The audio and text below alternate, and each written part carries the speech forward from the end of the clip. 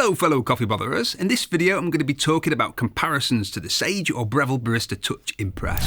What other machines are worth looking at if you're thinking about the Barista Touch Impress and how do they compare? This is a more general comparisons video, not an in-depth one-on-one comparison. We'll be doing videos like that in the future, putting a Touch Impress head-to-head against other obvious comparative machines. So make sure you subscribe and allow notifications to see them, or you might miss them and then you'll be sad. Let's start out with other Sage or Breville machines, starting out with the only machine that I think is really a close comparison to the Touch Impress, the Sage or Breville Oracle Touch. Obviously this is in a completely different price point, there's a £900 or $1,300 difference, but they both address the same market in terms of people who want home barista cup quality with automatic or bean to cup convenience. So most people aren't going to be comparing the Oracle Touch with the Touch Impress simply for the reason that it'll be outside of most people's budgets. But if it's not outside your budget, what's the difference? The main difference is the Oracle Touch is based on the dual boiler. The Touch Impress is the same machine as a Barista Touch and Barista Pro at its core. So it's a thermojet heater versus a dual boiler with a heated group. The main benefit of that is being able to steam milk and pull shots simultaneously with the Oracle Touch.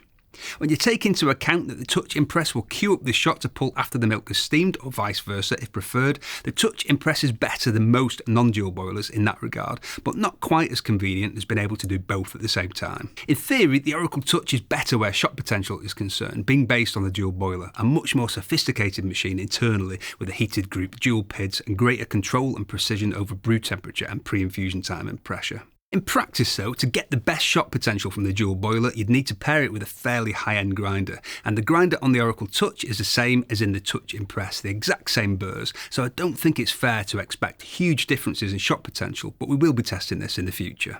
Another difference to mention is that the 2-cup or double shot baskets on the Oracle are what many people would class as triple shot baskets rather than double at 21 to 22 grams. The Touch Impress uses 18 to 19 gram baskets, which most people would probably think of as a double shot. You can change that on the Oracle and Oracle Touch, you just need to remove the tamp fan and adjust a screw.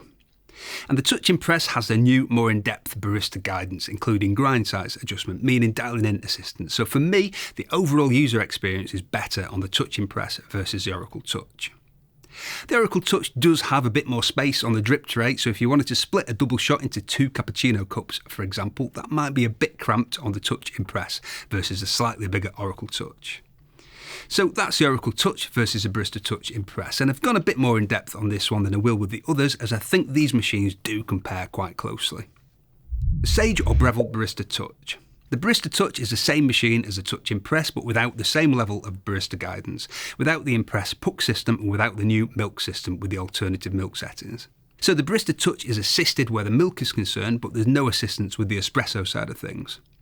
I think most people who are attracted by the Barista Touch would probably find that the Touch Impress is going to be more what they're looking for, unless they're specifically wanting a machine that has no assistance where the espresso is concerned, but will auto steam the milk. Sage or Breville Barista Express Impress. The Barista Express Impress has the Impress puck system, so it has the assistance when it comes to espresso, but it doesn't have the barista guidance, and the steam wand is manual only. For me, the Barista Express Impress is a perfect machine for people who want to do the home barista thing when they have time, as it's so easy to use it assisted or in what I refer to as geek mode, which also makes it a great choice for anyone who's not quite sure if the home barista hobby is for them.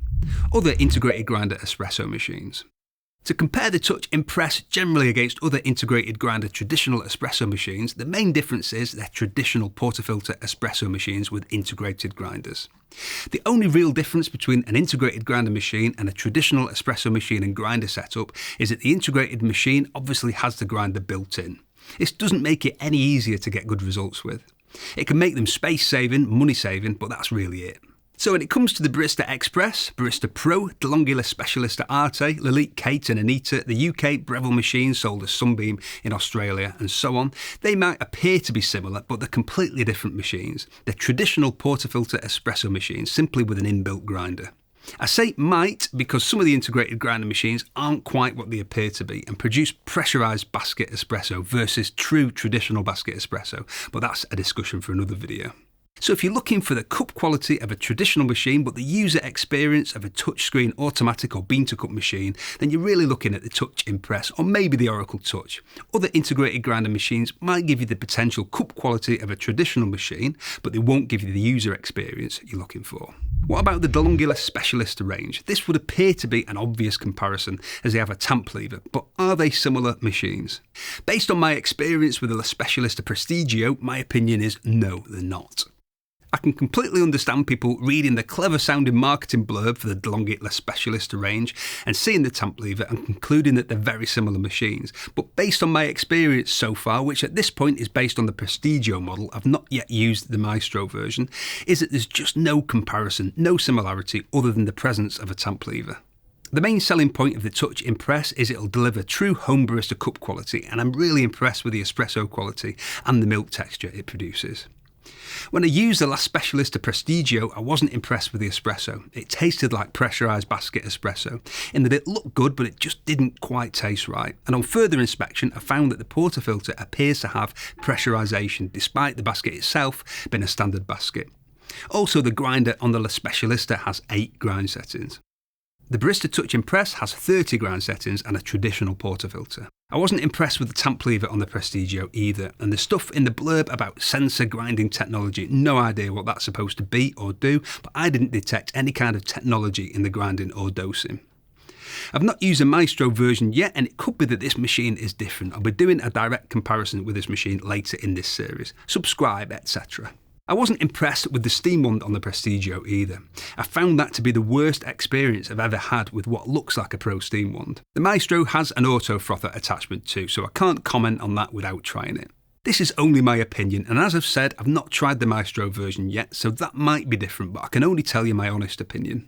If you're wondering about how the Touch Impress compares to fully automatic machines, bean-to-cup machines, I'm going to be doing a separate video putting that to the test, but the main difference is the cup quality. Fully automatic machines or bean-to-cup coffee machines are very convenient, but the espresso they produce isn't quite the same as traditional portafilter espresso. If you like the coffee they produce, then great, many people do, especially if they're mainly making latte and cappuccino, for example.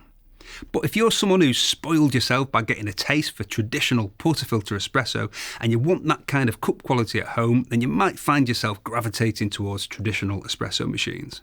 So if that's you, but you prefer to have the simplicity and convenience that you're used to from automatic machines, then the Touch Impress is aimed at you. So the espresso is the main difference between the Touch Impress and bean-to-cup machines, but the milk texture and the control over the milk texture and milk temperature is something that sets the Touch Impress apart from most super automatic machines, especially one-touch machines with carafe frothers or cappuccino torre frothers.